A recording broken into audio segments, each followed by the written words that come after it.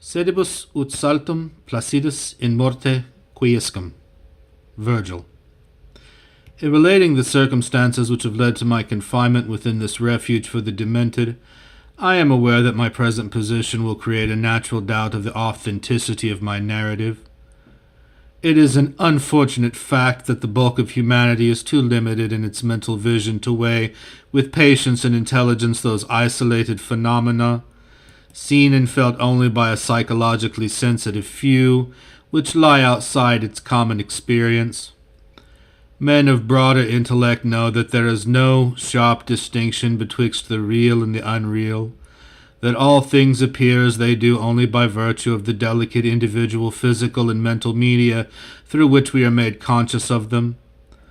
But the prosaic materialism of the majority condemns as madness the flashes of supersight which penetrate the common veil of obvious empiricism. My name is Jervis Dudley, and from earliest childhood I have been a dreamer and a visionary. Wealthy beyond the necessity of a commercial life and temperamentally unfitted for the formal studies and social recreations of my acquaintances, I have dwelt ever in realms apart from the visible world, spending my youth and adolescence in ancient and little-known books, and in roaming the fields and groves of the region near my ancestral home. I do not think that what I read in these books or saw in these fields and groves was exactly what other boys read and saw there, but of this I must say little, since detailed speech would but confirm those cruel slanders upon my intellect which I sometimes overhear from the whispers of the stealthy attendants around me. It is sufficient for me to relate events without analyzing causes. I have said that I dwelt apart from the visible world, but I have not said that I dwelt alone. This no human creature may do, for lacking the fellowship of the living, he inevitably draws upon the companionship of things that are not or are no longer living. Close by my home there lies a singular wooded hollow, in whose twilight deeps I spent most of my time, reading, thinking, and dreaming. Down its moss-covered slopes my first steps of infancy were taken, and around its grotesquely gnarled oak trees my first fancies of boyhood were woven. Well did I come to know the presiding dryads of those trees, and often have I watched their wild dances in the struggling beams of waning moon. But of these things I must not now speak. I will tell only of the lone tomb in the darkest of the hillside thickets, the deserted tomb of the Hydes, an old and exalted family whose last direct descendants had been laid within its black recesses many decades before my birth. The vault to which I refer is an ancient granite weathered and discolored by the mists and dampness of generations. Excavated back into the hillside, the structure is visible only at the entrance. The door, a ponderous and forbidding slab of stone, hangs upon rusted iron hinges, and is fastened ajar in a queerly sinister way by means of heavy iron chains and padlocks, according to a gruesome fashion of half a century ago. The abode of the race whose scions are inurned and had once crowned the declivity which holds the tomb, but had long since fallen victim to the flames which sprang up from a disastrous stroke of lightning. Of the midnight storm which destroyed this gloomy mansion, the older inhabitants of the region sometimes speak in hushed and uneasy voices, alluding to what they call divine wrath, in a manner that in later years vaguely increased the always strong fascination which I felt for the forest-darkened sepulchre. One man only had perished in the fire. When the last of the Hydes was buried in this place of shade and stillness, the sad urnful of ashes had come from a distant land, to which the family had repaired when the mansion burned down. No one remains to lay flowers before the granite portal, and few care to brave the depressing shadows which seem to linger strangely about the water-worn stones. I shall never forget the afternoon when first I stumbled upon the half-hidden house of the dead. It was in midsummer, when the alchemy of nature transmutes the sylvan landscape to one vivid and almost homogeneous mass of green, when the senses are well-nigh intoxicated with the surging seas of moist verdure and the subtly indefinable odors of the soil and the vegetation. In such surroundings the mind loses its perspective, time and space become trivial and unreal, and echoes of a forgotten prehistoric past beat insistently upon the enthralled consciousness. All day I had been wandering through the mystic groves of the hollow, thinking thoughts I need not discuss and conversing with things I need not name. In years a child of 10, I had seen and heard many wonders unknown to the throng, and was oddly aged in certain respects, when upon forcing my way between two savage clumps of briars I suddenly encountered the entrance of the vault. I had no knowledge of what I had discovered. The dark blocks of granite, the door so curiously ajar, and the funereal carvings above the arch aroused in me no associations of mournful or terrible character. Of graves and tombs I knew and imagined much, but had, on account of my peculiar temperament, been kept from all personal contact with churchyards and cemeteries. The strange stone house on the woodland slope was to me only a source of interest and speculation, and its cold, damp interior, into which I vainly peered through the aperture so tantalizingly left, contained for me no hint of death or decay. But in that instant of curiosity was born the madly unreasoning desire which has brought me to this hell of confinement. Spurred on by a voice which must have come from the hideous soul of the forest, I resolved to enter the beckoning gloom in spite of the ponderous chains which barred my passage. In the waning light of day I alternately rattled the rusty impediments with a view to throwing wide the stone door, and essayed to squeeze my slight form through the space already provided. But neither plan met with success. At first curious, I was now frantic, and when in the thickening twilight I returned to my home, I had sworn to the 100 gods of the grove that at any cost I would some day force an entrance to the black chilly depths that seemed calling out to me. The physician with the iron-gray beard who comes each day to my room once told a visitor that this decision marked the beginnings of a pitiful monomania, but I will leave final judgment to my readers when they shall have learnt all. The months following my discovery were spent in futile attempts to force the complicated padlock of the slightly open vault, and in carefully guarded inquiries regarding the nature and history of the structure. With the traditionally receptive ears of the small boy I learned much, though an habitual secretiveness caused me to tell no one of my information or my resolve. It is perhaps worth mentioning that I was not at all surprised or terrified on learning of the nature of the vault. My rather original ideas regarding life and death had caused me to associate the cold clay with the breathing body in a vague fashion, and I felt that the great sinister family of the burned-down mansion was in some way represented within the stone space I sought to explore. Mumbled tales of the weird rites and godless revels of bygone years in the ancient hall gave to me a new and potent interest in the tomb, before whose door I would sit for hours at a time each day. Once I thrust a candle within the nearly closed entrance, but could see nothing save a flight of damp stone steps leading downward. The odour of the place repelled yet bewitched me. I felt I had known it before, in a past remote beyond all recollection, beyond even my tenancy of the body I now possess. The year after I first beheld the tomb, I stumbled upon a worm-eaten translation of Plutarch's Lives in the book-filled attic of my home. Reading the life of Theseus, I was much impressed by that passage, telling of the great stone beneath which the boyish hero was to find his tokens of destiny whenever he should become old enough to lift its enormous weight. This legend had the effect of dispelling my keenest impatience to enter the vault, for it made me feel that the time was not yet ripe. Later I told myself I should grow to a strength and ingenuity which might enable me to unfasten the heavily chained door with ease, but until then I would do better by conforming to what seemed the will of fate.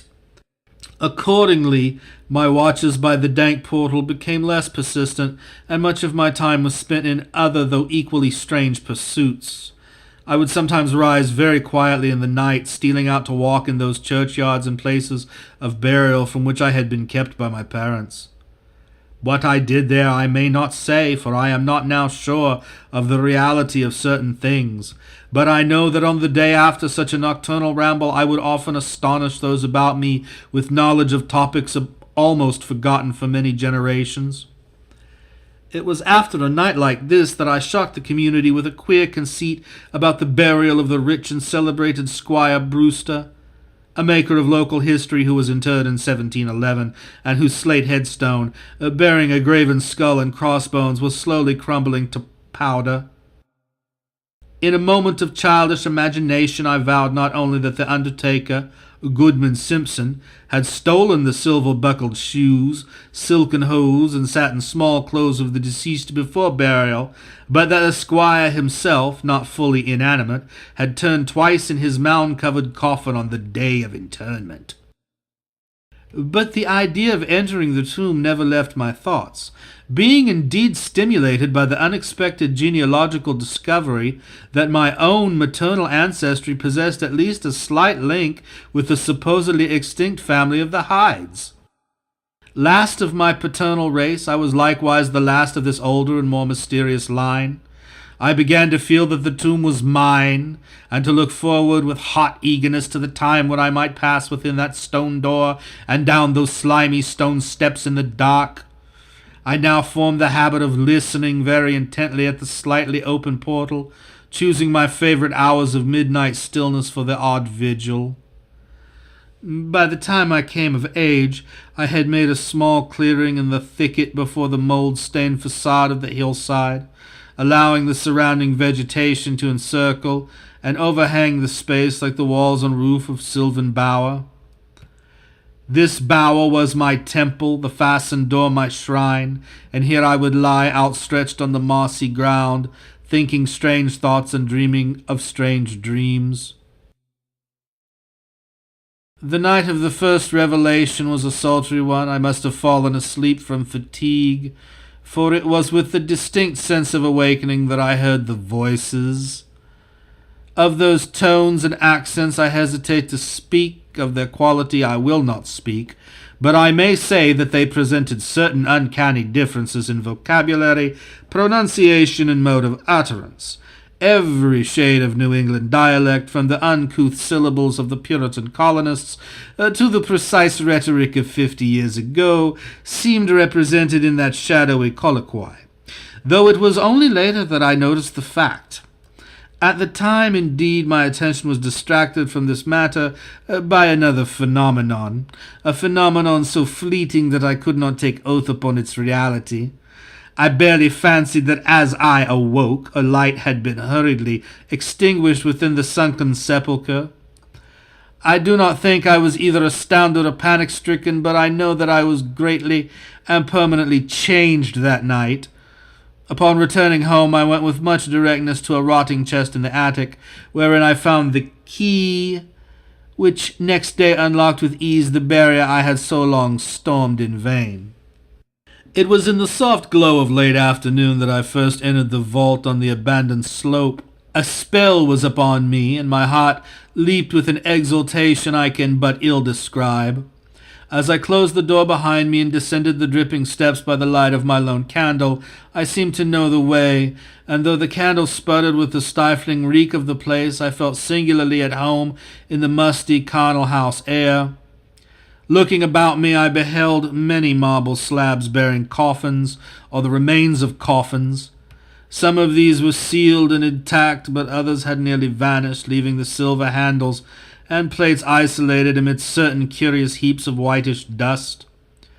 Upon one plate I read the name of Sir Geoffrey Hyde, who had come from Sussex in 1640 and died here a few years later. In a conspicuous alcove was one fairly well preserved and untenanted casket, adorned with a single name which brought to me both a smile and a shudder. An odd impulse caused me to climb upon the broad slab, extinguish my candle, and lie down within the vacant box. In the grey light of dawn, I staggered from the vault and locked the chain of the door behind me. I was no longer a young man, though but 21 winters had chilled my bodily frame. Early rising villagers who observed my homeward progress looked at me strangely and marveled at the signs of ribald revelry which they saw in one whose life was known to be sober and solitary. I did not appear before my parents till after a long and refreshing sleep.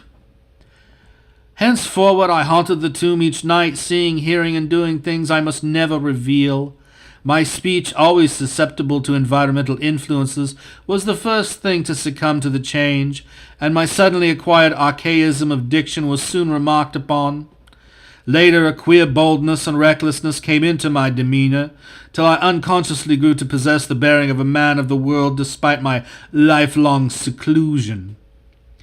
My formerly silent tongue waxed voluble with the easy grace of a Chesterfield, or the godless cynicism of a Rochester. I displayed a peculiar erudition utterly unlike the fantastic, monkish lore over which I had pored in youth, and covered the fly-leaves of my books with facile, impromptu epigrams which brought up suggestions of Gay, Prior, and the sprightliest of Augustan wits and rhymesters. One morning at breakfast I came close to disaster by declaiming in palpably licorice accents an effusion of 18th century bacchanalian mirth, a bit of Georgian playfulness never recorded in a book, which ran something like this. Come hither, my lads, with your tankards of ale, and drink to the present before it shall fail. Pile each on your platter a mountain of beef, for 'tis eating and drinking that bring us relief. So fill up your glass, so life will soon pass. When you're dead you'll ne'er drink to your king or your lass. Anacreon had a red nose, so they say, but what's a red nose if you're happy and gay? Gad split me, I'd rather be red whilst I'm here than white as a lily and dead half a year. So Betty, my miss, come give me a kiss. In hell there's no innkeeper's daughter like this. Young Harry, propped up just as straight as he's able, will soon lose his wig and slip under the table. But fill up your goblets and pass 'em around, better under the table than under the ground. So revel and chaff, as ye thirstily quaff. Under 6 feet of dirt 'tis less easy to laugh. The fiends strike me blue, I'm scarce able to walk, and damn me if I can stand upright or talk. Here, landlord, bid Betty to summon a chair. I'll try home for a while, for my wife is not there. So lend me a hand, I'm not able to stand, but I'm gay whilst I linger on top of the land. About this time I conceived my present fear of fire and thunderstorms. Previously indifferent to such things, I had now an unspeakable horror of them, and would retire to the innermost recesses of the house whenever the heavens threatened an electrical display. A favorite haunt of mine during the day was the ruined cellar of the mansion that had burned down, and in fancy I would picture the structure as it had been in its prime. On one occasion I startled a villager by leading him confidently to a shallow sub-cellar, of whose existence I seemed to know, in spite of the fact that it had been unseen and forgotten for many generations. At last came that which I had long feared. My parents, alarmed at the altered manner and appearance of their only son, commenced to exert over my movements a kindly espionage which threatened to result in disaster. I had told no one of my visits to the tomb, having guarded my secret purpose with religious zeal since childhood, but now I was forced to exercise care in threading the mazes of the wooded hollow, that I might throw off a possible pursuer. My key to the vault I kept suspended from a cord about my neck, its presence known only to me. I never carried out of the sepulchre any of the things I came upon whilst within its walls. One morning, as I emerged from the damp tomb and fastened the chain of the portal with none too steady hand, I beheld in an adjacent thicket the dreaded face of a watcher. Surely the end was near, for my bower was discovered and the objective of my nocturnal journeys revealed. The man did not accost me, so I hastened home in an effort to overhear what he might report to my careworn father. Were my sojourns beyond the chained door about to be proclaimed to the world? Imagine my delighted astonishment on hearing the spy inform my parent in cautious whisper that I had spent the night in the bower outside the tomb, my sleep-filmed eyes fixed upon the crevice where the padlocked portal stood ajar. By what miracle had the watcher been thus deluded? I was now convinced that a supernatural agency protected me. Made bold by this heaven-sent circumstance, I began to resume perfect openness in going to the vault, confident that no one could witness my entrance. For a week I tasted to the full the joys of that charnel conviviality which I must not describe, when the thing happened, and I was borne away to this accursed abode of sorrow and monotony. I should not have ventured out that night, for the taint of thunder was in the clouds, and hellish phosphorescence rose from the rank swamp at the bottom of the hollow. The call of the dead, too, was different. Instead of the hillside tomb, it was the charred cellar on the crest of the slope, whose presiding demon beckoned to me with unseen fingers. As I emerged from an intervening grove upon the plain before the ruin, I beheld in the misty moonlight a thing I had always vaguely expected. The mansion, gone for a century, once more reared its stately height to the raptured vision, every window ablaze with the splendor of many candles. Up the long drive rolled the coaches of the Boston gentry, whilst on foot came a numerous assemblage of powdered exquisites from the neighboring mansions. With this throng I mingled, though I knew I belonged with the hosts rather than the guests. Inside the hall were music, laughter, and wine on every hand. Several faces I recognized, though I should have known them better had they been shriveled or eaten away by death and decomposition. Amidst a wild and reckless throng I was the wildest and most abandoned. Gay blasphemy poured in torrents from my lips, and in my shocking sallies I heeded no law of God, man, or nature. Suddenly a peal of thunder, resonant even above the din of the swinish revelry, clave the very roof and laid a hush of fear upon the boisterous company. Red tongues of flame and searing gusts of heat engulfed the house, and the roisterers, struck with terror at the descent of a calamity which seemed to transcend the bounds of unguided nature, fled shrieking into the night.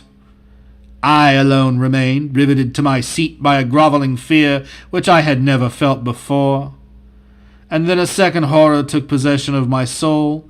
Burnt alive to ashes, my body dispersed by the four winds, I might never lie in the tomb of hides. Was not my coffin prepared for me? Had I not a right to rest till eternity amongst the descendants of Sir Geoffrey Hyde? I would claim my heritage of death, even though my soul go seeking through the ages for another corporeal tenement to represent it on the vacant slab in the alcove of the vault. Jervis Hyde should never share the sad fate of Palinurus. As the phantom of the burning house faded, I found myself screaming and struggling madly in the arms of two men, one of whom was the spy who had followed me to the tomb. Rain was pouring down in torrents, and upon the southern horizon were flashes of the lightning that had so lately passed over our heads. My father, his face lined with sorrow, stood by as I shouted my demands to be laid within the tomb, frequently admonishing my captors to treat me as gently as they could. A blackened circle on the floor of the ruined cellar told of a violent stroke from the heavens, and from this spot a group of curious villagers with lanterns were prying a small box of antique workmanship which the thunderbolt had brought to light. Ceasing my futile and now objectless writhing, I watched the spectators as they viewed the treasure trove, and was permitted to share in their discoveries. The box, whose fastenings were broken by the stroke which had unearthed it, contained many papers and objects of value, but I had eyes for one thing alone. It was the porcelain miniature of a young man in a smartly curled bagwig, and bore the initials J.H. The face was such that as I gazed I might well have been studying my mirror. And the following day I was brought to this room with the barred windows, but I have been kept informed of certain things through an aged and simple-minded servitor, for whom I bore a fondness in infancy, and who, like me, loves the churchyard. What I have dared relate of my experiences within the vault has brought me only pitying smiles. My father, who visits me frequently, declares that at no time did I pass the chained portal, and swears that the rusted padlock had not been touched for 50 years when he examined it. He even says that all the village knew of my journeys to the tomb, and that I was often watched as I slept in the bower outside the grim facade, my half-open eyes fixed on the crevice that leads to the interior. Against these assertions I have no tangible proof to offer, since my key to the padlock was lost in the struggle on that night of horrors. The strange things of the past which I learnt during those nocturnal meetings with the dead he dismisses as the fruits of my lifelong and omnivorous browsing amongst the ancient volumes of the family library. Had it not been for my old servant Hiram, I should have by this time become quite convinced of my madness. But Hiram, loyal to the last, has held faith in me and has done that which impels me to make public at least a part of my story. A week ago he burst open the lock which changed the door of the tomb perpetually ajar, and descended with a lantern into the murky depths. On a slab in an alcove he found an old but empty coffin whose tarnished plate bears the single word Jervis. In that coffin and in that vault they have promised me I shall be buried.